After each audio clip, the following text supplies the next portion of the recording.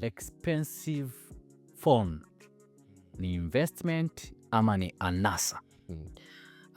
Expensive phone itakuwa investment endapo sitaki kuongelea tu upande mmoja, maana kuna watu wengine tunanunua simu lakini hatununui kwa sababu eti lazima tukazitumie ili iweze kuturudishia hela. Sisi tunanunua labda tumenunua simu kwa upendo, yaani naipenda hii simu, unaona? Kwa maana hiyo hata kama nitatumia kiasi gani cha pesa, ninachokitafuta pale ni happiness. Kuna mwana falsafa mmoja aliwahi kuzungumzia hilo swala. Alikuwa anasimamia kwamba the purpose of life is to attain happiness. Akiwa na maana kwamba wewe utazunguka vyokote lakini mwisho wa siku utakachokuwa unatafuta ni furaha.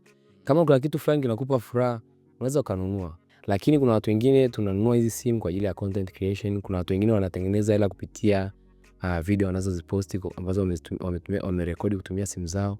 Umeona, watu wengine wanafanya live TikTok kwa kutumia simu zao. Umeona, kwa ile inakuwa pia ni investment.